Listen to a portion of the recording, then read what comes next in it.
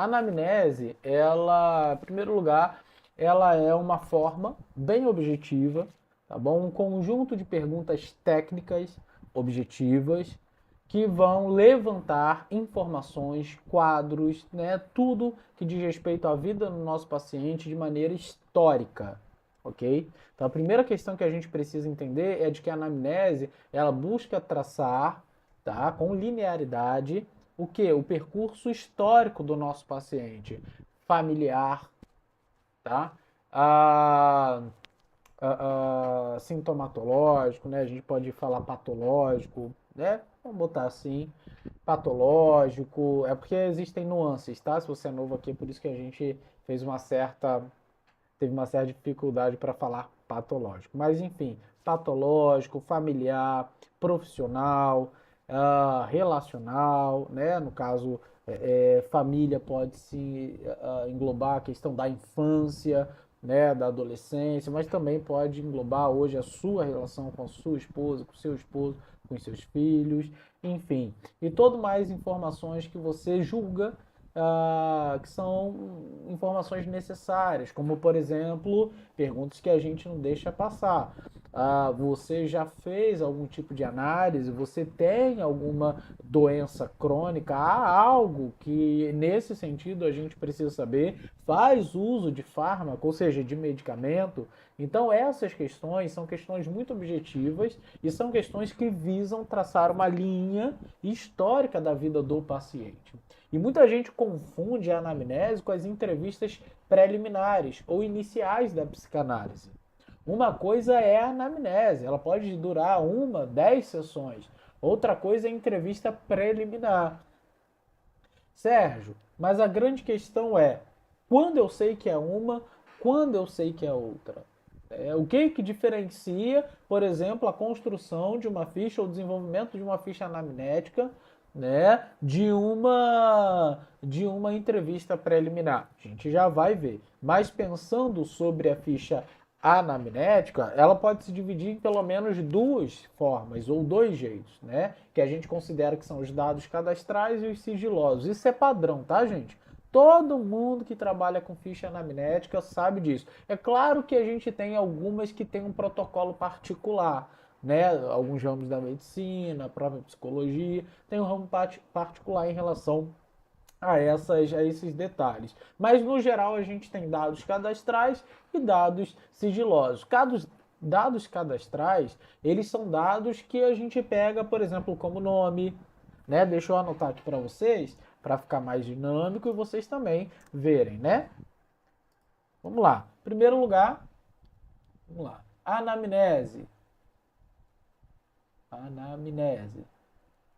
Então a gente compreende a anamnese como uma espécie o quê? De conhecimento, vamos lá, de conhecimento ou compreensão histórica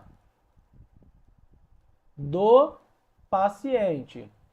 E aí a gente trouxe algumas ideias, como por exemplo, né, casos de uso de medicamentos,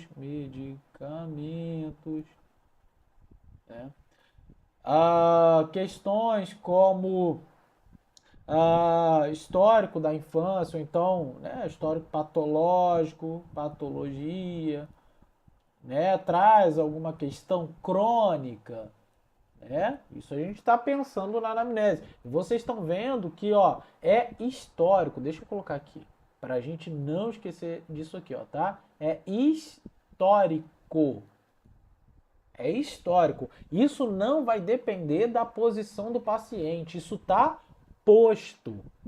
Isso aqui não muda de acordo com o discurso do paciente, tá? Isso faz parte da história do paciente. É como doença. Doença, ela tem um percurso, ela tem uma história. A gente pode fazer uma intervenção medicamentosa sim ou não, mas ela tem um histórico e ela tem a forma dela seguir, né? Como que tal doença segue? Ela segue assim. Ou assado, enfim, mas ela vai seguir de um jeito. Assim é a linha anamnética, tá? Ela segue de um jeito. Qual é o jeito? É o histórico do paciente, aquilo que constitui a história dele. Usa medicamentos, tem algum tipo de doença, crônica? Tem, não tem, tá ok? Deixa eu trazer aqui, né? Questões como dados familiares, né? Do tipo, é casado? Idade, ok? Quantos filhos? Enfim, você pode trabalhar no caso aqui, ó, da patologia, dependendo do que foi.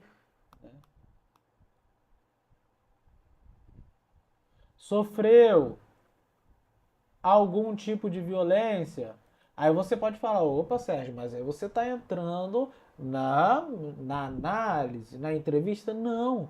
Perguntando se aconteceu. O que a gente vai fazer com isso agora é nada. Sofreu algum tipo de violência? Né? Abuso? Ok? São perguntas que a gente vai trazendo, né, de acordo com a ficha que a gente constituiu. Na anamnese, é importante dizer que, deixa eu trazer aqui, vou botar aqui, é uma ficha previamente, olha isso, eu vou até colocar de vermelho aqui, espera aí, é uma ficha previamente construída.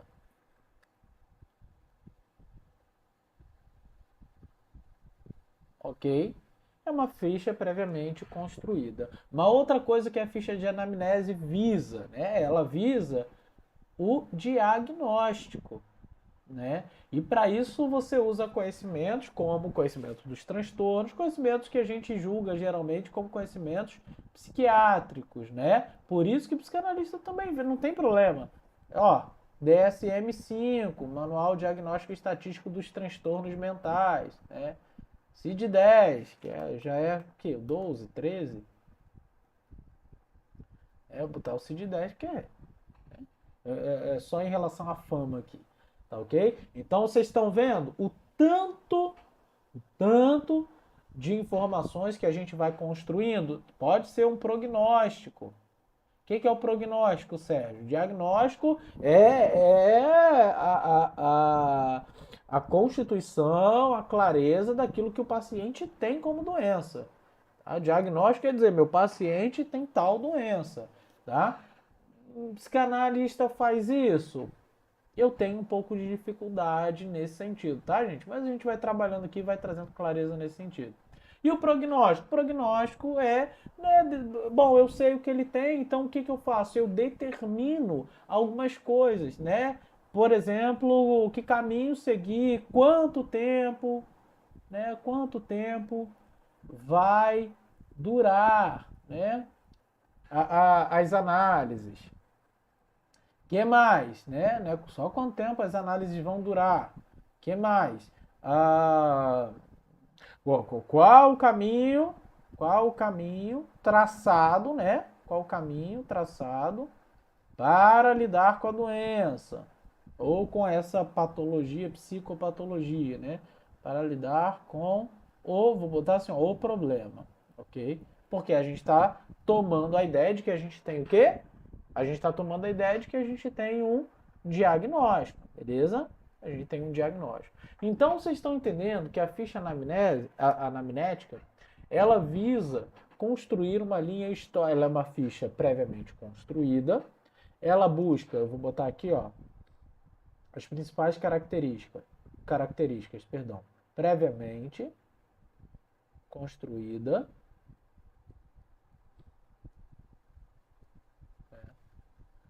Ela busca trazer para a gente um histórico geral e objetivo do paciente, da vida do paciente, né? Terceiro, se divide, ok? Divide em dois dados cadastrais, é onde a gente está entrando, e dados sigilosos, ok? Os dados cadastrais são dados que qualquer pessoa ela pode manipular. né? Seu secretário, sua secretária, ah, alguém que tá te ajudando, né? Ou alguém que vai, por exemplo, tá mexendo no seu computador, aí é um familiar seu que tá te ajudando a organizar a ficha dos pacientes, não tem problema. São dados cadastrais. E dados cadastrais constituem geralmente, né, aquela questão de telefone, idade, né, endereço, idade, telefone, endereço, e-mail, né? Questão bancária, né? Dados de conta, caso, né, você tenha alguma forma de pagamento diferenciado, dados de conta, enfim, isso aqui constitui dados cadastrais. Isso aqui qualquer pessoa pode ter acesso. E os dados sigilosos, que tem que ver com a história da vida do paciente. História da vida do paciente. Ok? Isso aqui é sigiloso. Por quê? Porque a gente vai falar sobre a doença, porque a gente vai falar sobre, né, vamos dizer, caso haja, né, os abusos. A gente vai falar sobre aquilo que o paciente quer falar só em análise. De forma geral, sobre o sofrimento do paciente. E vocês estão percebendo uma coisa, né? Aqui a gente tem muitos alunos de psicanálise aqui no chat. Boa noite, Ju. A gente tem muitas pessoas aqui no chat que estudam com a gente. Mas vocês estão percebendo uma coisa?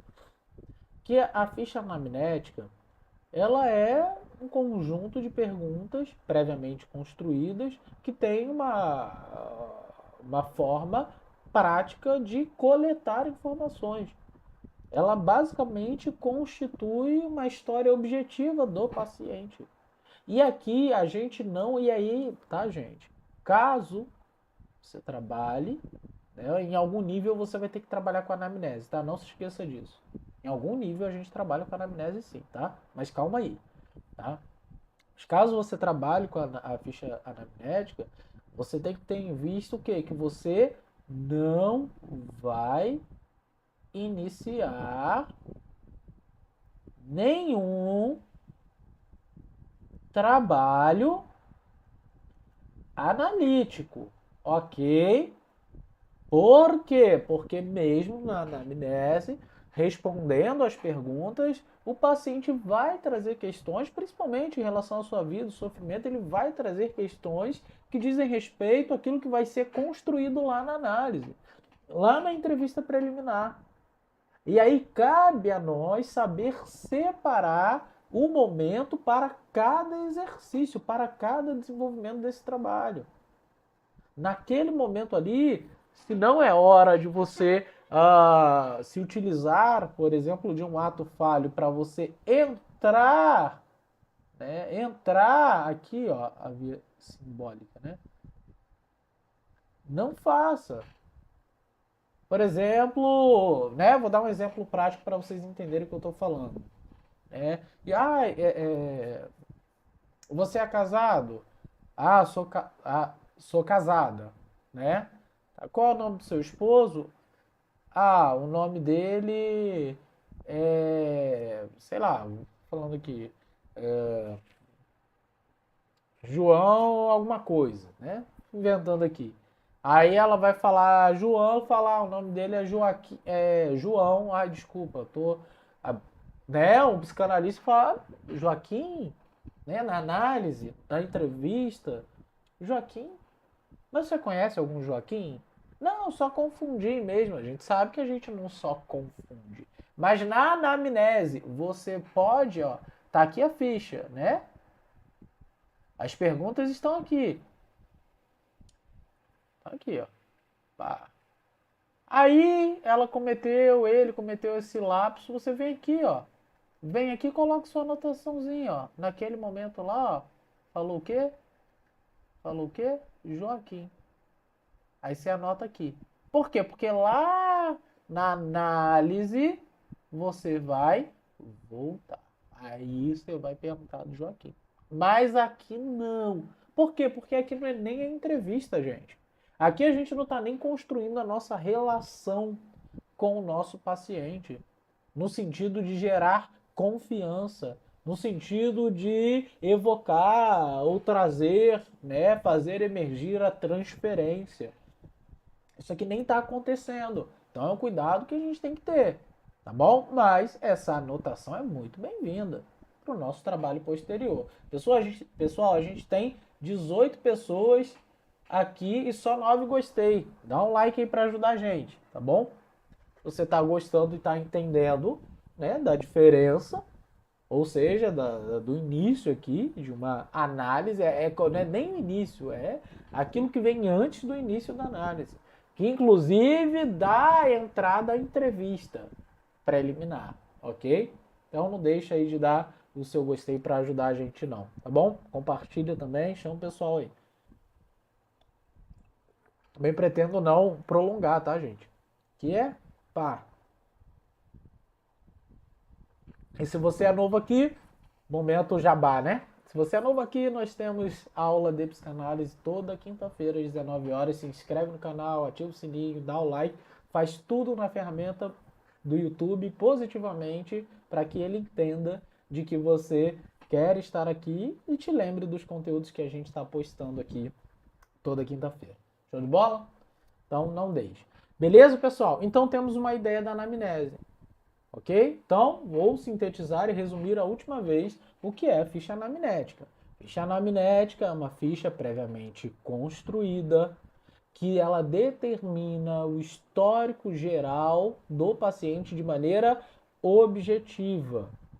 E ela se divide em duas categorias, cadastrais e sigilosas. Dados cadastrais, o manejo, o acesso é a todos e qualquer pessoa que tenha necessidade ali de mexer dentro do seu trabalho. Os dados sigilosos só pode ser manejado por você, apenas por você como terapeuta. Sérgio, mas eu sou paciente, eu não sou terapeuta, nem estou estudando, não tem problema. Agora você está entendendo e está aprendendo como que funciona a pessoa que está do outro lado da mesa, que está atrás do divã, enfim, né? Como funciona aí a sua terapia. Isso é muito importante.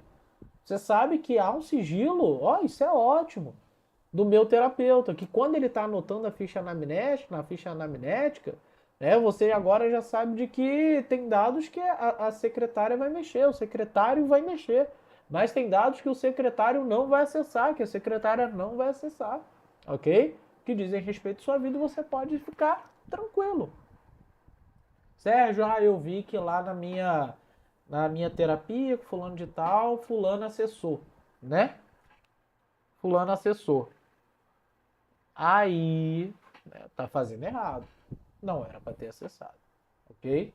Aí a gente não vai falar muito, né? Já dei boa noite para Cláudia, para Ju. Boa noite, Lu. Boa noite, Cláudia. Cláudia Teles. Boa noite, Aline. Pessoal, dá o joinha aí, hein? Fortalece no joinha. Vamos lá. Show de bola? Bom, então, vou salvar aqui, ó. Deixa eu salvar. Já tá salvo. Esse aqui já tá salvo. Esse aqui é da outra aula. Ok? Perguntas até aí ou tá tranquilo? Então vamos passar para a entrevista preliminar, mas não porque a gente já não viu isso, tá? A gente, inclusive, eu acho que viu isso numa das aulas. Só quero trazer a diferença. Inclusive, eu acho que eu posso trazer aqui nesse quadrinho mesmo, acho que dá. Vamos lá, qualquer coisa eu mudo para outro quadrinho. Né? Então, tendo em vista a ficha anamnética ou anamnese, já sabendo, boa noite, Mônica, boa noite, Joselma, já sabendo como ela é, bom, a partir do momento que eu sei como ela é, fica muito mais fácil, então, eu separar o como ela é, o que ela é, da entrevista. Por quê? Porque na entrevista, né, cabe dizer aqui, cabe colocar aqui, na entrevista preliminar, vocês sabem que a entrevista antecede a análise. Sérgio, isso tudo para começar uma análise? Sim. Se a anamnese ela pode durar aí 2, 3, 4, 5 sessões, a entrevista preliminar pode durar alguns meses. Ok? E não pense que isso é ruim, tá, gente? Isso aqui é extremamente importante, porque aqui sim, ó, aqui constitui-se ou deve se constituir o quê? A transferência. É onde a gente trabalha. Não é só a transferência. Transferência, né? A relação de um modo geral. É aqui onde acontece. Aqui eu não faço um trabalho interventivo. A gente está estudando isso esse mês, né? Daqui a pouco tem uma turma às 21 horas, onde a gente está trabalhando essa questão da Constituição a partir da entrevista preliminar, depois da análise, porque a gente está falando sobre fundamentos da técnica psicanalítica. Bem legal, tá bom? Constitui-se a transferência, tá? Boa noite, Magna. Valeu, obrigado. Boa noite, Celda. Boa noite, todo mundo. Ok? É onde constitui a transferência. Uma outra questão que vale a pena pensar se aqui é onde constitui-se a relação, a transferência, aqui a gente não faz intervenções, a gente faz pontuações, ponderações, porque intervenção está no nível de aproveitamento do meu inconsciente na relação com o paciente para que eu proponha, né, algo que está, vamos dizer assim, emergindo a partir do discurso dele, do problema dele, da relação dele. Então, é uma participação ativa do paciente, a análise, do terapeuta, perdão. E na entrevista preliminar, são pontuações, é uma atuação mais passiva. Eu não quero trazer essa diferença tão assim, mas mais passiva. No sentido de que eu estou construindo relação. Que relação é essa? É confiança. Sérgio, lá na anamnese eu não estou construindo confiança, não. Mas é claro que isso vai acontecendo. Porque você vai buscando, perguntando, né, trazendo questionamentos, onde o próprio paciente vai se olhando, respondendo e vai acreditando a você que você vai fazer alguma coisa com aquilo. Né? Ele já chega, né, na maioria dos casos, acreditando que você tem um saber. Esse saber sobre vou chamar aqui de doença, tá? Sobre a doença ou sobre o sofrimento dele. Então, se você já tem esse saber, construir essa relação transferencial, vamos dizer, é um passo, mas é um passo que parte das ponderações, das pontuações, de maneira prática. Sérgio, alguém está me falando sobre determinada coisa. Vamos pegar aqui o mesmo caso aqui, tá? Mesmo caso. Ela disse de que o marido dela... não, porque o meu marido... Ela falou lá na anamnese, está aqui na entrevista preliminar. Não, porque o João... Ela ia falar Joaquim, o João... Aí você... Bom, na anamnese já estava anotado, na entrevista preliminar, você pode, por exemplo, já fazer Joaquim? Okay? Joaquim? Não, não. Eu tava falando João. Ok. Mas por que você pensou Joaquim? Não, eu pensei porque... Não, você conhece algum Joaquim? Só. Tá vendo? Não, não. Aí, não conheço. Na infância eu tive um garotinho que era muito amigo meu, chamado Joaquim. Ok. Aí tá ali. Quantos anos você tinha? Tá vendo? Só algumas perguntas, construindo ali aquela ideia do saber, fortalecendo, para quê? Para que na análise essa quebra, ela seja, a quebra da transferência seja possível. Onde você vai fazer aquele trabalho, então, de intervenção. No sentido de que quando estiver falando do Joaquim e alguma coisa parecer para vocês, você vai poder falar assim: mas quando você disse sobre o Joaquim, você trouxe essa proposta disso, tem a ver com aquilo e aquilo? Bom, olha uma interpretação. E ele pode abraçar essa interpretação ou não. Se tem que ver com ele, com ela vai abraçar. Se não, não. Mas isso já é um caminho interpretativo que acontece na análise depois de um saber constituído através da relação transferencial. Totalmente diferente da anamnese. São perguntas técnicas. Sérgio. Celdinha, você por aqui, que chique. Legal. Sérgio, na anamnese, muitas das vezes nós conseguimos ter um norte do que acontece com o paciente. Porém, nem sempre na fase inicial o paciente até omite mente sobre o que disse, certo? Sim. Sim, muitas vezes, assim como há resistência do analista, há resistência do paciente, tá, gente? Só que a resistência do paciente está posta. Está posta no sentido de que ela vai ser, será superada na construção da relação. A relação transferencial é esse, vamos dizer assim, essa transformação, essa realocação de todas as suas neuroses numa espécie de miniatura depositada onde? Na pessoa do paciente, do terapeuta, perdão. O paciente pega um conjunto, seu conjunto total de neuroses, né? Ou seja, aquele conjunto de relações que lhe trazem uma estranheza, um certo sofrimento, coloca num potinho e julga ou destina, melhor dizendo, a pessoa do terapeuta. Isso está posto. E nós, como terapeutas, nós aí temos que superar essa resistência. Porque ele mente e tá tudo bem. Porque ele evita e tá tudo bem. Até que ele não possa mais fazer. Porque ele vai tropeçar. Principalmente quem mente, ele vai tropeçar. Ele vai falhar. E ao fazer isso, o que a gente faz? A gente se vale para poder intervir. A gente se vale para poder questionar. Ok? A gente se vale para poder construir junto com o nosso paciente.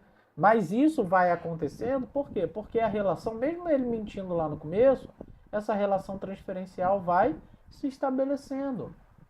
O saber, ele está na análise. Ele está se defendendo por algum motivo. Mas o saber está ali. No sentido de que ele supõe que você sabe.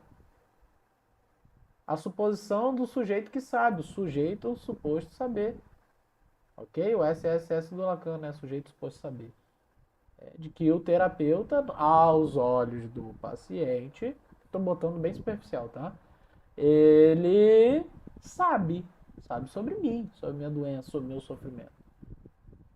E até por isso que eu minto, porque ele vai conseguir fazer alguma coisa com isso, mas na verdade a gente não vai. Quem vai é o próprio paciente, no movimento em que ele vai, então, se permitindo, descobrindo que ele pode falar. Falar para que haja, então, um movimento, tá? Aqui de possível intervenção. Né?